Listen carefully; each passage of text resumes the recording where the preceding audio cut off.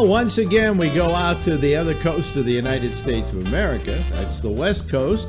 And we check in with our good friend Michael Snyder to see what's happening in the movies. Hello there, Michael. Hi, Alex, and happy November to everybody. We're heading into, I guess we call it award season in the movie business, and we've got a couple of possible contenders, which we should get to right now. This is not a specifically LGBTQ-themed edition of the Culture Blast. Not that there's anything wrong with that, but the central figures in the first two new movies I'm reviewing are definitely gay. Let's kick it off with a feature film that I've been awaiting since I heard it was set for production. Bohemian Rhapsody is ostensibly the story of glam rock art pop band Queen, the 70s hitmakers from Britain that seemed to become even more popular after the band called it quits. Spoiler alert. Which would be after the death of their flamboyant lead singer and creative spark plug Freddie Mercury. I mean, the song Bohemian Rhapsody is still in regular rotation on rock and alt-rock radio, as is Queen's duet with David Bowie, Under Pressure. And I mean, we are the champions and we will rock you. I'm played at sporting events all around the world. But rather than a true movie about the band and all its members that gets deeper into that membership, this is more accurately a biopic about Freddie, as embodied by Rami Malek of Mr. Robot fame. Malek is everything in the role, and I was thoroughly on board with the movie due to his committed, nuanced performance, aided by technology that put the real Freddie's voice and that of what I believe to be a fantastic impressionist into his mouth seamlessly. I've never seen better sinking in a situation like this. As a rags to riches to recriminations to remorse to redemption rock docudrama, it had the potential for greatness. I mean, despite superheroic direction by Bryan Singer, of all people, and you can, think anything you like about that, Anthony McCartan's script is too frequently shallow formula fare with cliched dialogue, and everyone other than Freddie Mercury is so thinly drawn that only the absolutely dead-on casting of all four members of Queen counters the banality. And Malek is so fantastic as Freddie, not a trace of his Mr. Robot character.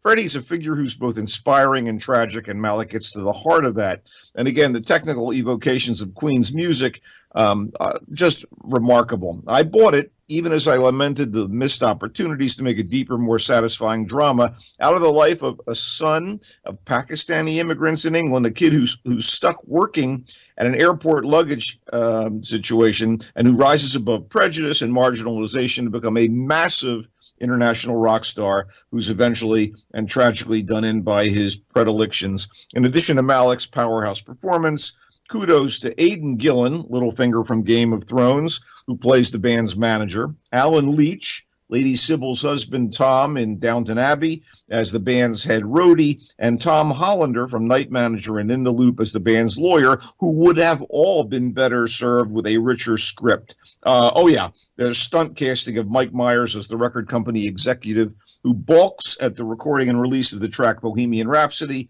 and that's actually not as cool as it is distracting, although Myers' Queen-loving character Wayne of Wayne's World would have called it great.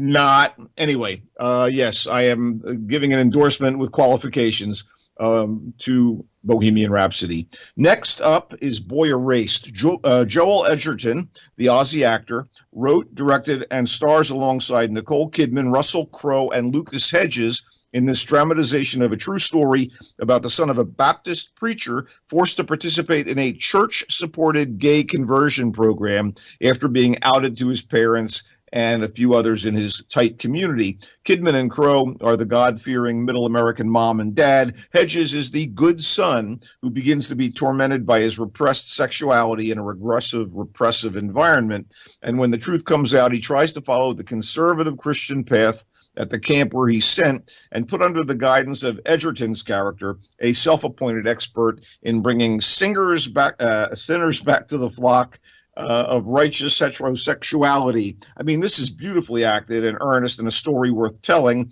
although I did feel a sense of depressing familiarity to the tale that softened the power for me. I mean, as timely as it is, there's still kind of a movie of the week quality to it that undercuts that freshness and the emotion, and still a worthwhile drama that takes on an awful and reactionary set of beliefs and a treatment endorsed by the current vile and willfully ignorant vice president. Edgerton did good, and I recommend Boy Erased. Okay, this is sort of interesting. A movie by the great Orson Welles near his demise was never completed. The Other Side of the Wind, which was co-authored and directed by Welles, is the story of a renowned and idiosyncratic director trying to complete an opus in the mid-'70s that would serve as a late-in-life comeback to restore his tarnished reputation. I mean, in the case of art imitating life, imitating art, or life imitating art, imitating life, it would be Welles' final film, and it was left unfinished, but recently it was completed ostensibly by a group of experts following the director's notes and purportedly with the approval of people who he respected.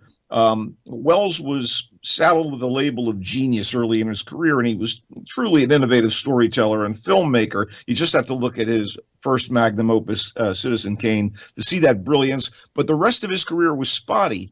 Still, there was always a certain courage and excess and perfectionism and pioneer spirit to what he tried and failed to do on occasion. And with The Other Side of the Wind, he seems to have wanted to create a film that would be impressionistic and kind of like a collage, with snippets of staged interviews and handheld cinema verite intercut with rushes of the unfinished film within the film, which was titled The Other Side of the Wind. In fact, this movie was shot between 1970 and 76, so it does have a sort of kind of collage-like effect. And some of the groundbreaking directors of the era are on hand in various roles and in cameos, and it's kind of a time capsule of that turbulent period in Hollywood history when the studio system was beginning to weaken and a new generation of maverick filmmakers were tussling with the suits over the old art versus commerce debate. In fact, it's pretty hard on the Hollywood establishment that came to be hard on Welles.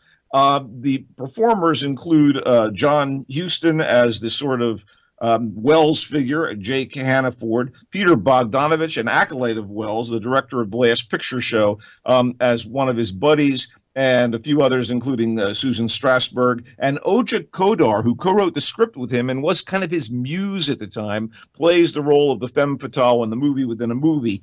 I thought it was pretty fascinating, and any fan of film, any person interested in film history should seek out and watch The Other Side of the Wind. And as kind of a corollary to it, there is a documentary called They'll Love Me When I'm Dead, and it's a terrific companion piece to The Other Side of the Wind. It's about Wells's career, but it focuses the bulk of its attention on the board of making of The Other Side of the Wind. And the director of the documentary is no less than Oscar winner Morgan Neville, the man behind 20 Feet from Stardom, which is about backup singers, and this year's Won't You Be My Neighbor, which is the film about Fred Mr. Rogers. So we're in good hands here, and Neville does a great job. Lots of archival footage here as well, and some people reflecting on the past and more recent interviews. Yeah, so it's an Orson Welles weekend as well as an LGBTQ weekend.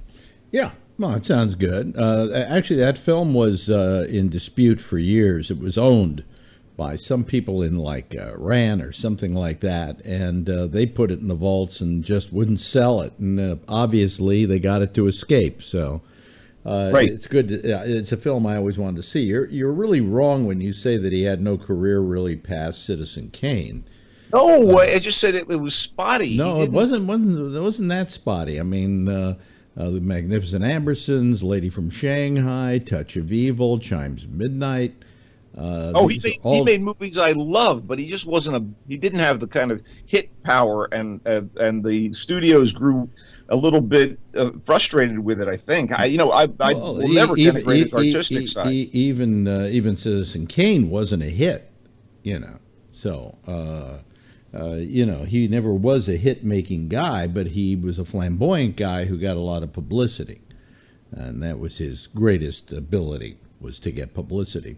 But it's a film I've been waiting to see all my life, so I'll probably go to see it or wait for it to come online, which should be very shortly. Yeah, I think Netflix is actually one of the people that helped finance it. Maybe I believe you can definitely see They'll Love Me When I'm Dead on Netflix right now, and it definitely tells a little bit about the checkered history of the movie. And you were right about the ownership being in dispute. Yep. Anyway, hold on a second. I'm trying to. There we go. There's the music. There we go.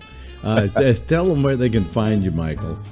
I am on Twitter at Culture Blaster, one word, and on Facebook at Michael Snyder's Culture Blast page, where you can hear Alex and I and check out some articles. And we'll be back next week with more new movies. Thank you very much, Michael. And if you stay right where you are on our 24/7 feed, there's more GABNet coming right up. So stay right where you are.